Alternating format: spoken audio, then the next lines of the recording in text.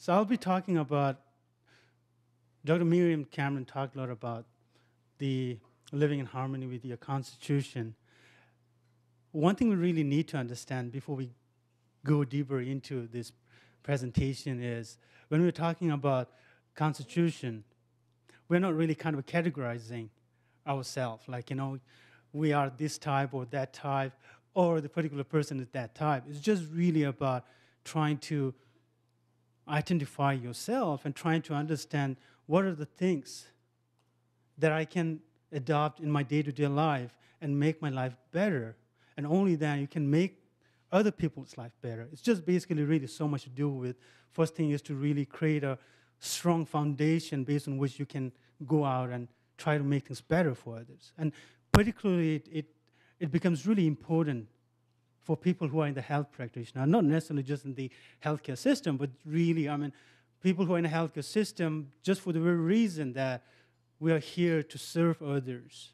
I'm not necessarily just categorizing only the healthcare people, but that's the important thing, really. As long as we are not mentally, physically sound and healthy and happy, how are we going to really go out and try to make others more comfortable and happier and healthier? So that will be the whole kind of background about this presentation. So individual constitution.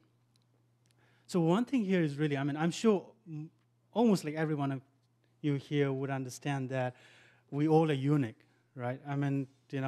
How much ever we try to create that standardization thing or standardize ourselves, we always realize we are not same.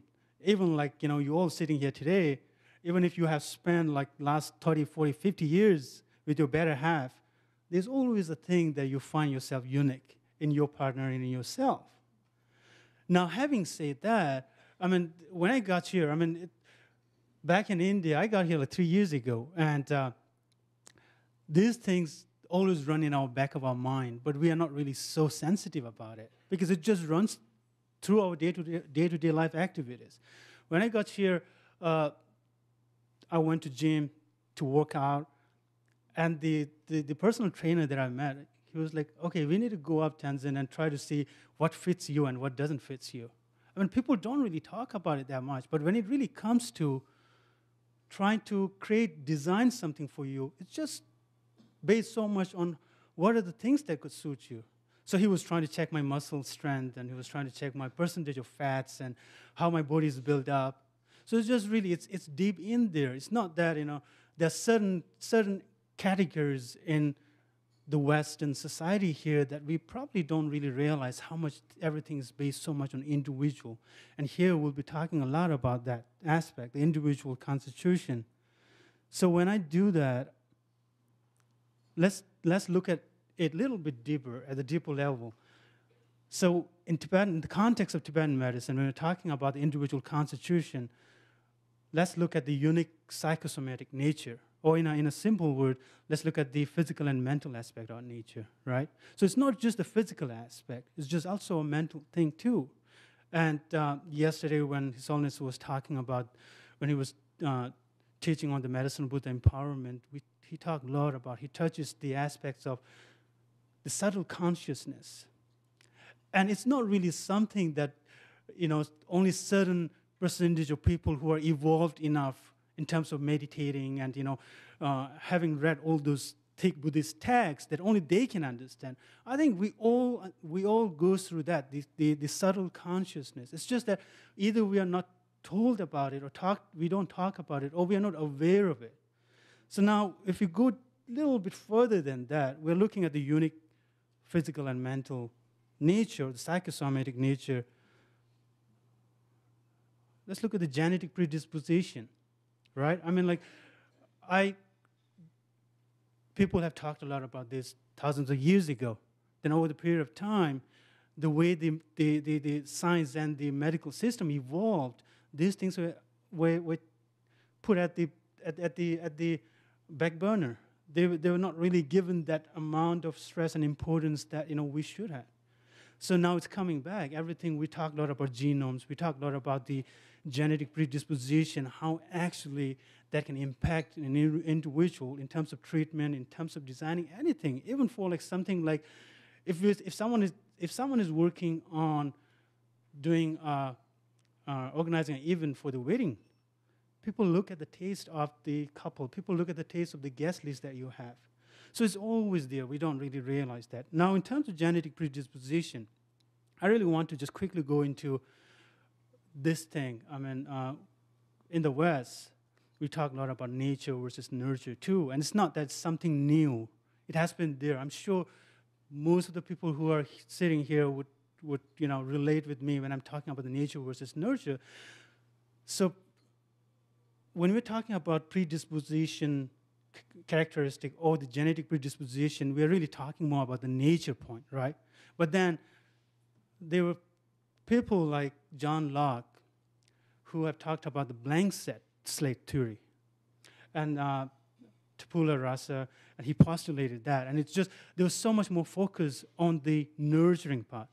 So there's no any inherent trait, and everything's based on our experiences and things that we are exposed to. I'm not going to go too deep into it, but it's just to give you guys an idea that, how things have evolved in terms of the basic fundamental of looking at how actually you can design and cater the best optimum healthcare advice to our people.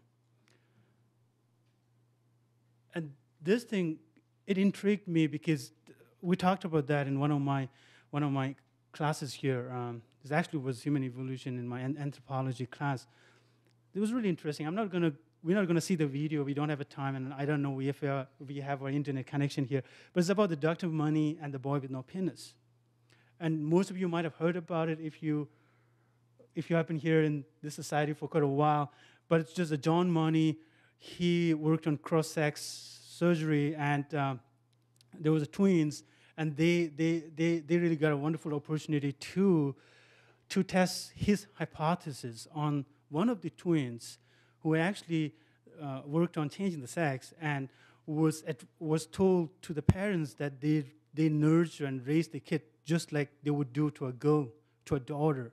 And they did that, and he was really, he claimed a lot that his hypothesis has been proved right, and then see now that this young girl who has gone through the sex change and who has been nurtured like a girl, even though he was born as a boy, now he or she is growing up as a young, beautiful, and jolly daughter or a girl.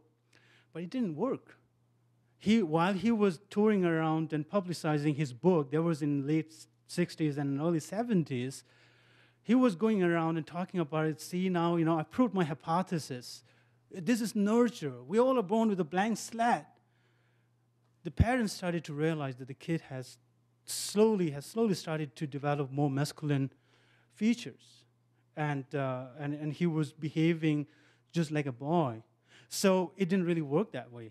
So here the important thing is really this we should just really focus more on, as Dr. Miriam was talking about, the middle path or the middle approach that we need to look into. It's just both about the nature and nurture.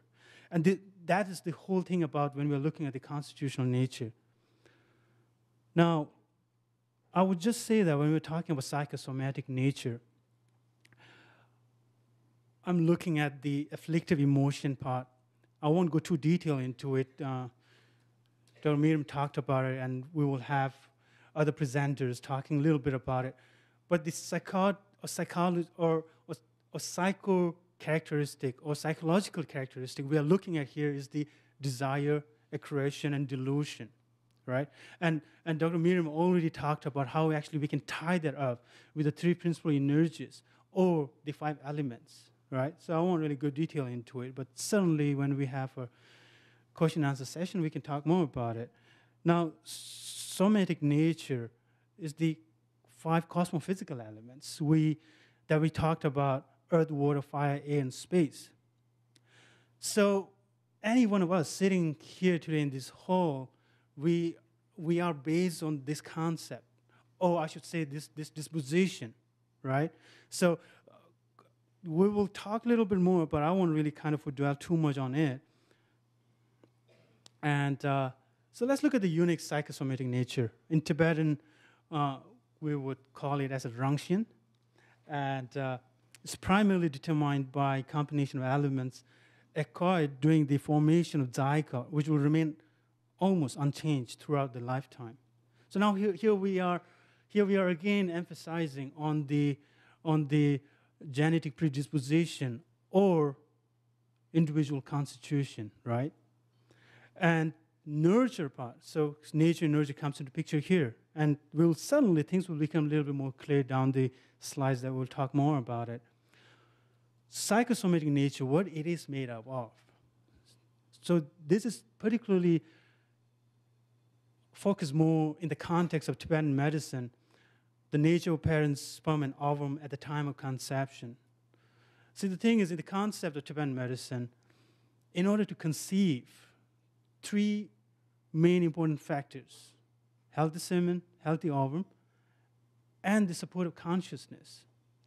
Now, see, the thing is, it gets a little bit tricky here when we're saying like support of consciousness, but the simplest way to look at it is really like, if we do a mobility test with the sperm, right? All the sperm that runs inside that have the movement. We talked about that. Lung energy is related with the movement, right? Without having the movement, nothing, sort of any kind of a biochemical change, biochemistry changes won't happen in there. It's just that we don't recognize them as a consciousness because they're just a matter. They're just one of the lower ranked organisms, right? So here, the support of consciousness is so important, without which that lonesome sperm can't find a fertile egg. So that's how the role of that consciousness or the movement energy comes into picture. We could have talked about, we can talk about this for hours and hours, but here, let's just have the feel of it. Now the second is karma. In the following slide, we'll talk a little bit more about it. And karma is, again, it's such a heavy loaded term, right? I mean, I'm sure most of you guys know about what really karma is. I mean, like, this word has become so popular that even in the Oxford Dictionary, you can find this now. Like, you just type Google karma and you get tons of information. And like, I don't know, a couple of decades ago, people might not be aware of karma. It's just like, some kind of a noun or just a word. And the 5 elements. Of course, we talked about that before too. And the most important thing, which almost all of us here today knows about it, the mother's diet and lifestyle during the pregnancy. And that makes lots of impact, right? It's just about, we all know, I mean, how baby is nourished when the baby is in womb. And it suddenly just makes lots of difference in terms of what kind of diet and lifestyle or behavior mother adopt. Now, so the foundation of psychosomatic nature. So we talked about the healthy ovum and sperm, presence of 5 elements. Why are we talking about 5 elements all the time? Sometimes I talk to people, they will say like, why you are just saying this all the time like a mantra? Like, you talk about 5 elements all the time. Is that your main tools or arms? Anyway, 5 elements really, because it's just really the just like we talk about cell, right? Atom, molecule. In Tibetan medicine, we talk about 5 elements. When we talk about the biological background of any organisms in this universe, we can't hide away not talking about the cell, right? The basic level of a biological interpretation. 5 elements like that in Tibetan medicine. Let's not kind of get further into it. I might get carried away so much. So ovum and the sperm, healthy ovum and sperm, it itself is based on 5 elements. Without any of the 5 elements, we can't have a healthy ovum or sperm. So that's the kind of, again, just to have a feel of it, that's how we would look at it and how we will interpret it. Now, the consciousness is driven by karmic influence and afflictive emotions. And again, even though Tibetan medicine is so much influenced by Buddhist philosophy, it doesn't necessarily mean that someone has to be Buddhist to understand this. It's for me also. When I first started studying this, I was kind of a little bit skeptical about it. What am I be studying? The more I get into it, the more validation it gives me in terms of looking at from scientific approach. This reasoning behind everything, and that's the one thing which really fascinates me. And I'm sure it does same to most of you people who are here today. Now, the three principal energies. So Dr. Miriam covered it up brilliantly, so I'm not going to go too deep into it. Okay, so characteristics of one's psychosomatic nature. We talk about genotype. So, of course, the next thing is the phenotype, right? What are the things that's presented outside? So we see different, I mean, like, we have, like, diversity of people here, and we all look different, right? I mean, we have a different hair color, we have a different eye color, height, weight, the way you look at things, the way you're thinking. I mean, like, when I'm talking, some people, gathered here might be thinking about lots of different things. I mean, not necessarily that you all are looking at me, that you are absorbing everything I'm talking about. You might be thinking about what you're going to do today evening or tomorrow or the bill. And then you constantly have to tell yourself, come on, get back, I need to listen to him. So everyone has not only the physical, phenotype presentation or the outside external appearance, but also the mental disposition, right? So that's really important to understand that. So natural strengths and weaknesses. So we all have our different natural strengths and weaknesses. And the hallmark of this working on this constitutional nature is really how we can make sure that we don't make our strength as our weakness. Because we are born without any weakness. See, the thing is, we create our own weakness all the time. So we're trying to look at the things that, okay, for example, if, like, I look at myself as typically, like, kind of, dominant, aggressive, and, I'm and kind of ambitious, sometimes over-ambitious and determined and want to get things done. But if I'm not aware of that, this strength can very much be my weakness, because I might be over-ambitious, over-determined, I might be too aggressive, and I'm going to burn myself out, right? So that's really how we want to look into it. Perspective, the way we look at the life, different perspective. We have a different perspective. The same thing like His Holiness was talking about yesterday, how it makes lots of difference, the way we look at the situation and circumstances, and that will make difference with how we are and how we will evolve and grow down the road. Temperament, that's really important. And it's kind of self-explanatory, so I won't get too detailed into it. Preference in foods and drinks, we all know. I mean, I know a very close person of mine who actually can't even take a pinch of spices. I'm not going to name that person. And preference in food and drinks, and lifestyle pattern, right? Lifestyle pattern. Some people, they only need 2 hours of sleep, right? They're online, they're watching TV, or I don't know what, making overseas call, and they're fine next morning. If I do that, I'll be like zombie next morning. I can't function like that. But since I got here at the university, I'm kind of made to do that. So, am I doing good? Okay. So why is it important to know your psychosomatic nature, right?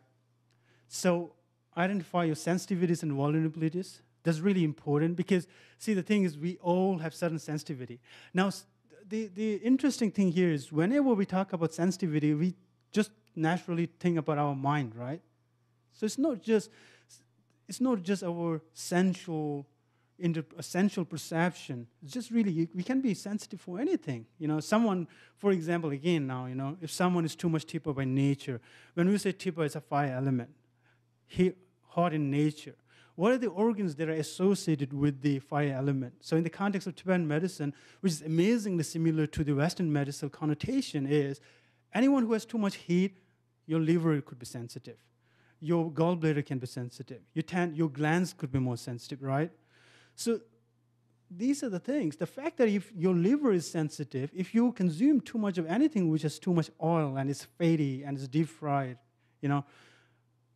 if you don't be careful about it, and if you end up consuming too much of those things, your body will produce more bile enzymes. There's more chance that your bilirubin will get deranged. So look at this, and when we are looking at this from that perspective, we know that we have certain sensitivity both from the physical and the mental point of view, right? And the vulnerabilities. Again, so I'll just go to the next one. I'm just kind of getting carried away a little bit here. Understand your innate personality's strength and weakness. So it's very self-explanatory. Now, the last thing is really, this is important because recognize any constitutional imbalance. So the thing is now, again, without taking any risks, I'm putting example on myself. I don't want to like put any more example on any other person now here today.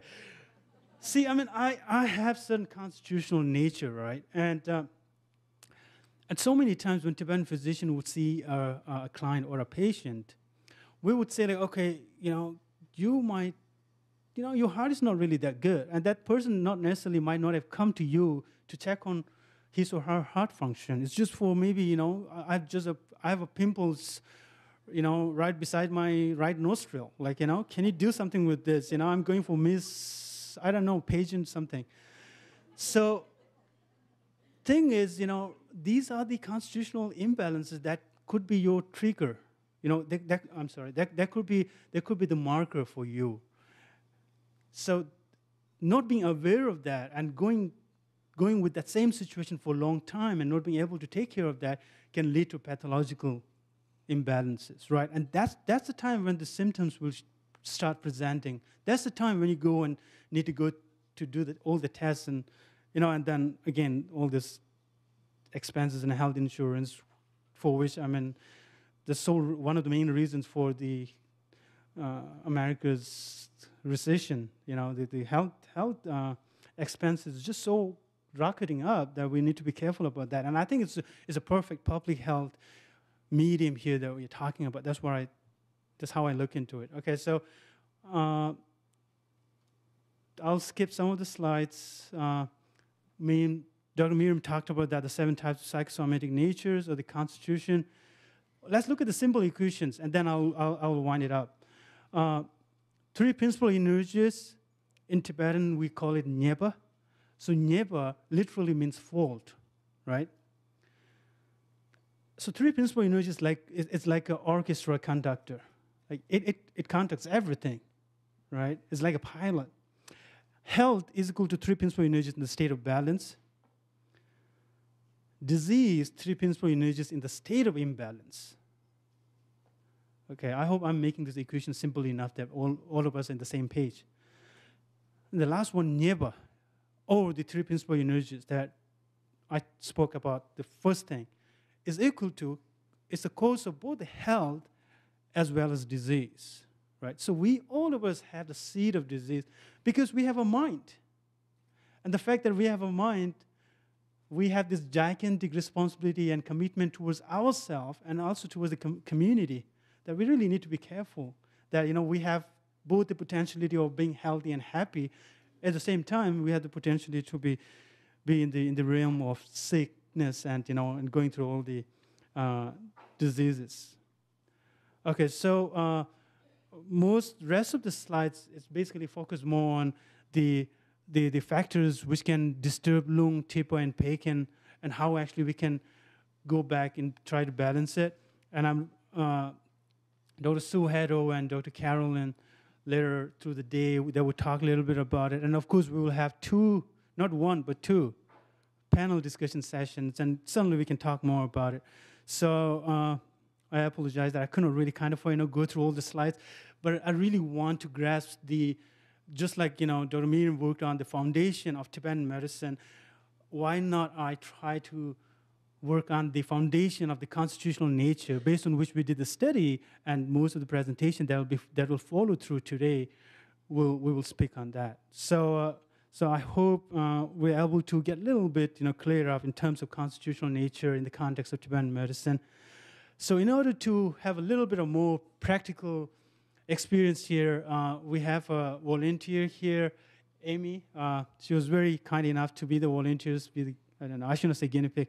And what we're going to do here is we're going to do a small exercise here. I will just do a consultation for Amy, and once we're done with that, I'll kind of very briefly talk about what I find, and then kind of will tell what I would advise Amy to make sure that she lives in harmony with our Constitution. Thanks.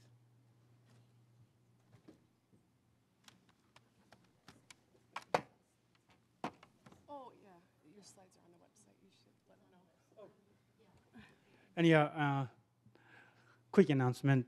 I was not able to go through all the slides, but still, just to compensate on that, the slides are on the website, and it's on THI, right? So it's on Tibetan Healing Initiative website. If you want to go through all the slides, please take your time and check in. Thanks. Yeah, it says free. I didn't say it costs anything. It's free, completely free, and yeah, there's no shelf life. It's free all through the time.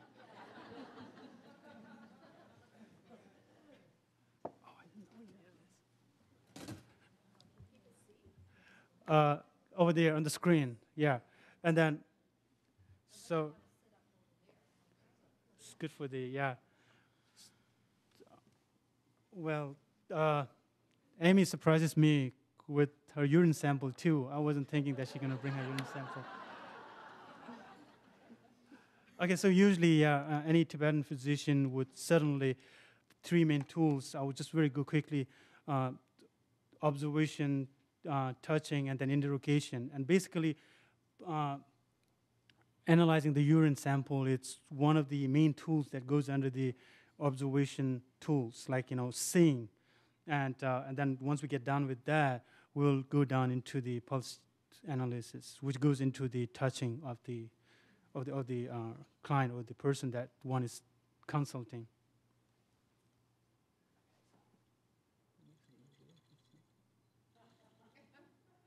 Bring it up.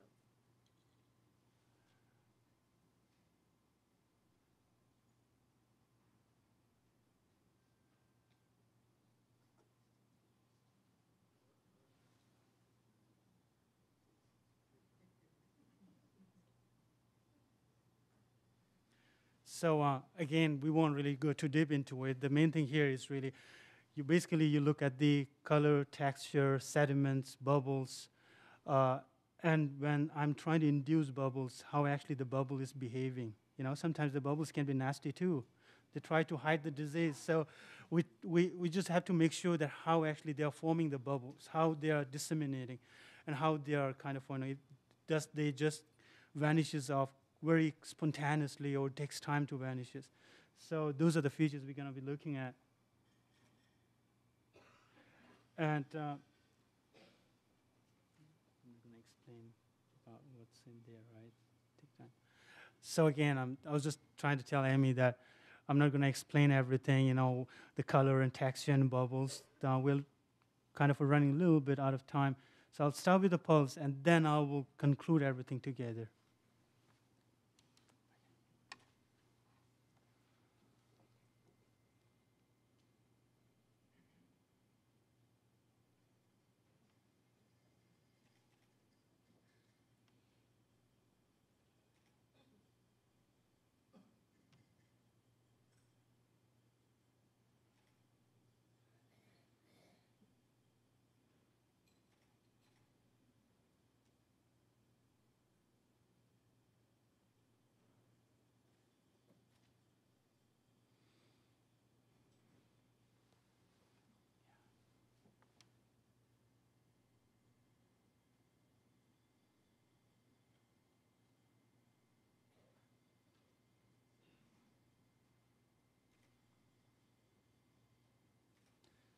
You had breakfast, right? Did you? Caffeine. A lot of caffeine? Yeah. They up a bit. And you have your finals too right now? Have you? Yeah, I'm just asking about a couple of things which kind of, I can kind of relate myself with what I'm now kind of, discovering. And I was just asking, does she have lots of stimulants or anything this morning? And of course, finals are going on, and I'm asking her, so how was your sleep? Did you get enough sleep? Yeah. So, but basically, I would really, based on the pulse the information that I'm trying to gather through the pulse and of course through the urine. Amy's predominant nature is certainly more Tipa. It's a more fire element in nature, and I would choose to believe that she has, along with the Tipa, the fire element, she has more influence of Pekin. But the interesting thing here is really I'm kind of I'm getting more kind of red flag information about her lung is also a little bit up. So this is basically really it's based more on the situation and circumstances which Amy has put herself in right now. I mean, I shouldn't say put herself. No, Maybe your final say put yourself into that. But then again, so it's just really, even though I would say that if I need to give her advice, basically she would look into her underlying predominant nature as a fire element, and Pekin could be or the Pekin or the earth and water element, the cold energy could be the combining factor in forming her constitutional nature. So that would go into the sensitive digestive system, sensitive intestine. So that's the one thing. But for the time being, the fact that she's exposed to all this situation, she want to make sure that her lung is well taken care of and balanced.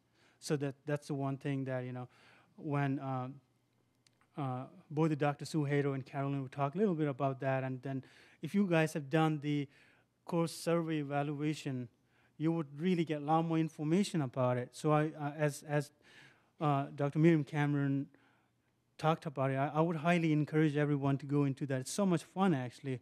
So I'm gonna do that again too, I think. But the research. yeah, Research. the research. Yeah, Amy just corrected me.